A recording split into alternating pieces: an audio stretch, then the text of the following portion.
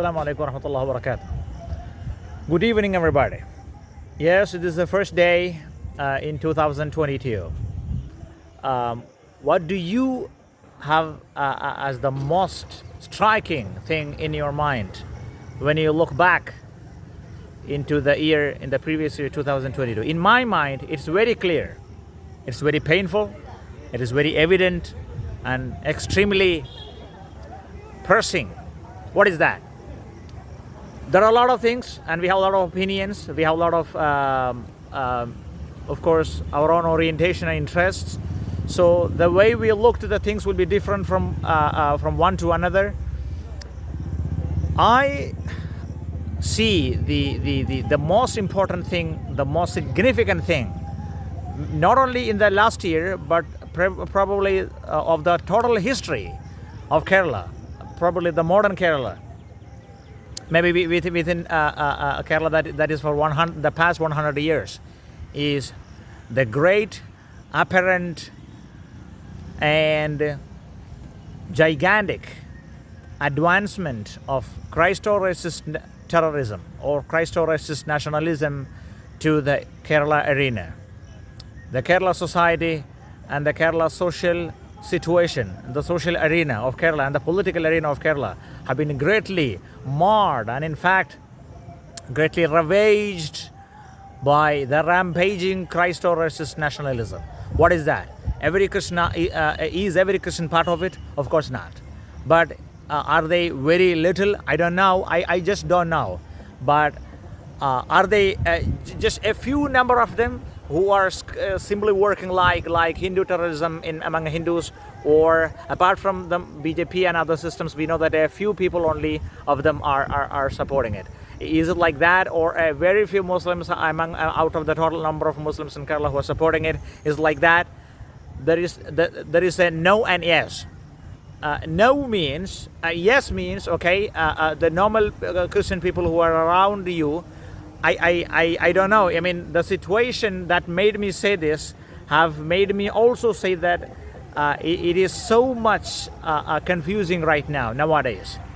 We are not able to differentiate between a large number of our Christian brothers and sisters who are not terrorized and fanaticized by the greatly controversial and in fact satanic position of their own churches and their pastors and fathers, and in fact even archbishops and bishops, and those who are good.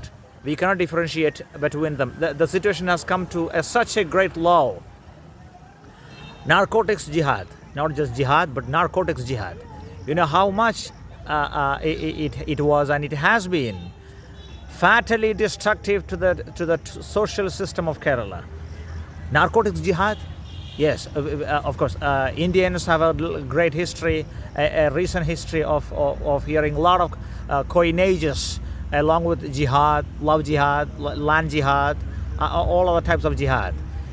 But Mar Joseph Kallarangat, the chief eparchy, the chief of the eparchy of Palai, or the diocese of Palai, contributed. That's passed by. Contributed a ridiculous yet horrible term to the Indian social system and especially Kerala social arena, that is narcotics jihad. What is that? It is in one line alleging all Muslims without discrimination, indiscriminately, of conducting narcotics terrorism. What is that? Using narcotics, first of all, alleging all Muslims. Generally, he did not discriminate, okay? Generally, all Muslims using narcotics, trafficking it, availing it, using it, spreading it. To whom? Christian brothers and sisters. As if they never get a chance to buy on their own themselves, and Muslims have to make it available to them, mashallah. And why Muslims are using it? They are using it to terrorize them and to channel them towards Islamic State terrorism. Islamic State terrorism being benefited from narcotics, that through that especially from Christians. Yes, Mar Joseph Kallarangat of the Diocese of Palai last year, one of the most gloomiest year of Kerala alleged, the whole Muslims of Kerala in general, that Muslims are using narcotics. Not only they are using on a larger scale, all of them are using in general, but also they are using it to channel Christians towards a failing lifestyle, and thereby, if possible, then towards channeling them towards Islamic State terrorism.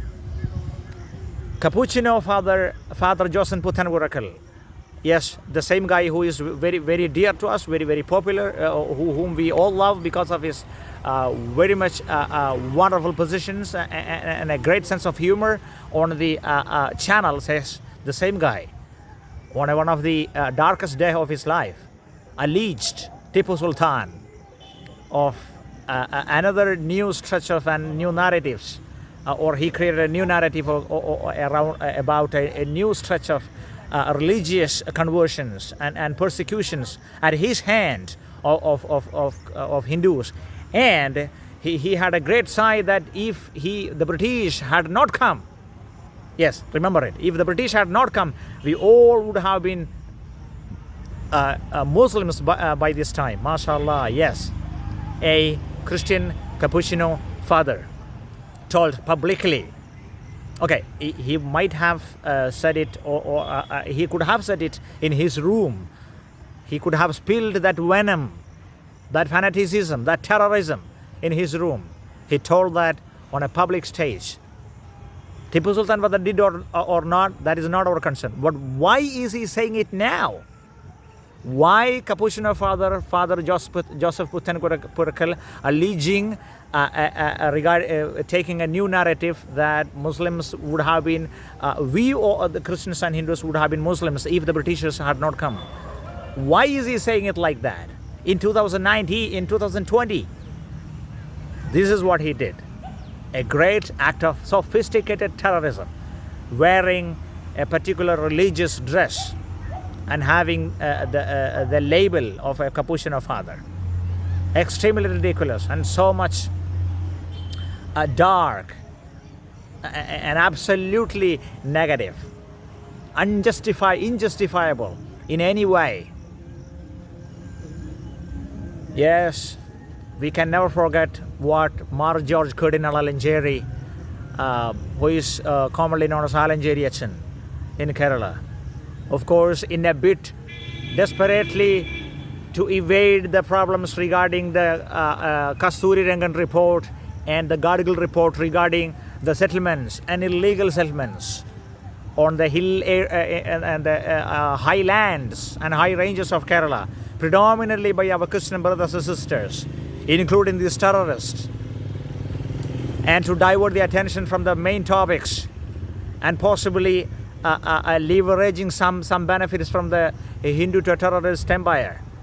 Mar George Cardinal Alanjeri, one of the topmost officials of the total Christianity in Kerala, told that love jihad, another Syrian jihad of Muslims in Kerala, on Christians, among Kerala Christians, using Kerala Christians, maneuvering Kerala Christians towards Syrian terrorism, is a possible reality.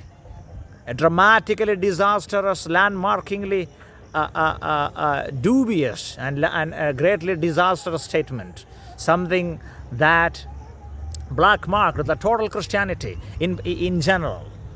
The religious facet of Christianity has been totally marred by or tarnished by that historically ridiculous and disastrous statement. Extremely terrorizing statement. A classical symbol of fanaticism. He might not have been fanaticized or terrorized by himself, but something that even today is able to terrorize and continues to fanaticize and fueling the fanaticism and radicalization of Christian brothers and sisters in Kerala. I have been following this topic and I see this is real. Sebastian Punnakkal, a Kerala Christian probably working in Ireland, has been fueling the already flaming fire of Christian-Muslim feud in Kerala. He is one of the most ridiculous person I have ever seen, among the Christian population in particular and among Kerala community in general. He would say, for example, I think he had said already that Allah, the term Allah used in Quran and that which was used by Muhammad sallallahu alaihi wasallam is actually Jesus Christ, or vice versa. That the Christian the Bible and other Christian texts which used the Bible, he said that the Allah used by Quran and Muhammad actually denoting a Arab tribal god. My God, I have never heard such a ridiculous statement except from some ridiculous saints or some foolish mullahs. Nobody other than him or other than these people have said this. Allah used it in Quran and which was used by Muhammad and which has been used by the whole Muslims around the world are denoting a tribal god in Arabia. Come on, give me a break. The thing is that Mr. Sebastian Punnakkal had been, and in fact he is even now courageous, and he has balls to say that, to say this ridiculous blunder, a historical blunder. In fact, the reality is that he exactly knows he has by this time managed to get, by the help of other terrorists that I am talking about, a considerable, a sizable number of Christian population, even indirectly, to listen to his blunders, because they are at least partially terrorized and fanaticized, moving towards radicalized community. They are already there, in fact.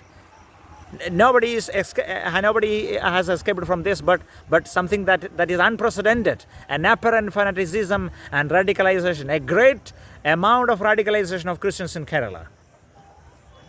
Now Xavier Convertile, another fanatic who had, and I don't know whether he is doing right now, but last year, among all other people and along with all other people whom I have been mentioning, last year he also came on the mic, or came on the camera, and with a mic, of course, unleashing his own set of fanatic ideas and unleashing his terrorist words and narratives.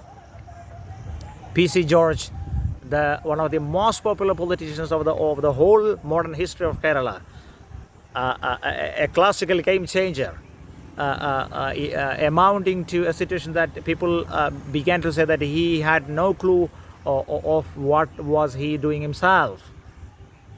Once he had worn a totally black dress denoting the Sabarimala people, our brothers and sisters who are going to Sabarimala, and waging the war for Sabarimala people inside the Kerala Legislative Assembly, having in mind that he didn't have any particular legitimacy to do it. I don't know whether he was belonging to that constituency, but Kerala has never seen him doing like that.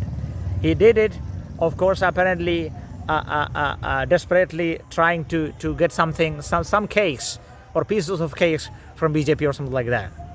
The thing is that he also told, he was crying about the girls of Christianity being maneuvered and loved by Muslim brothers, of course, in order to traffic them towards Syria.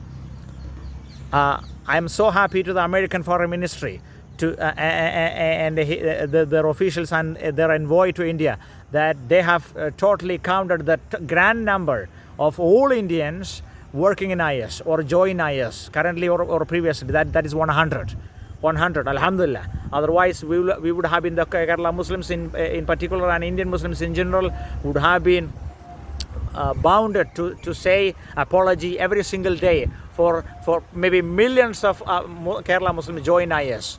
This would be the news in Christian fanatic websites, portals, and other Hindu terrorist mouthpieces. Alhamdulillah, American Foreign Ministry has categorically cleared it that it is about 100 people have joined IS.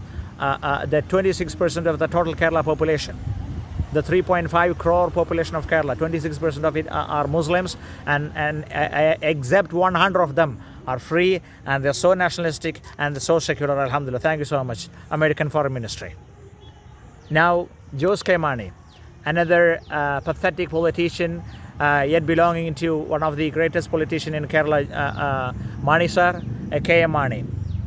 He told that love jihad could be a possible reality.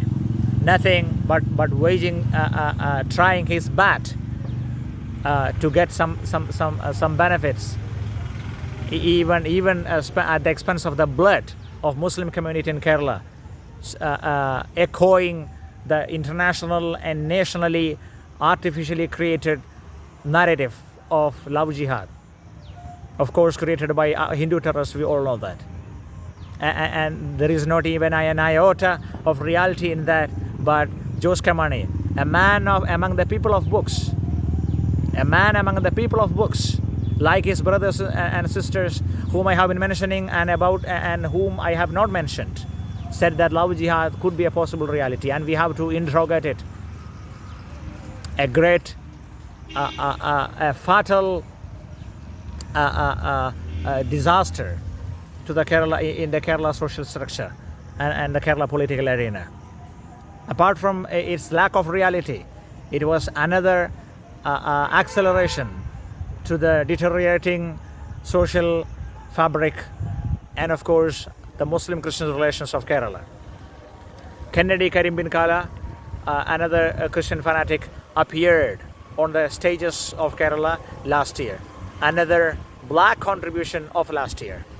Now, Mar Ramajio Sinchananil, another respected father among Christianity and of the Diocese of Tamarasheri, of course, he was caught red-headed when one of the books, instructions and regulations and suggestions, recommendations written by some of inside hands of the Diocese of Tamarasheri, of course, to be distributed, which might have been read and well memorized by the Christian community of belonging to the Tamarasheri Diocese, which apparently, explicitly, literally was terrorizing Muslims and was filled with filthy fanatic words about Muslims, and of course, yes, their immeasurable ability, Muslim ability, the unmanageable Muslim ability to lure Christian girls and, of course, trafficking them towards Syrian terrorism.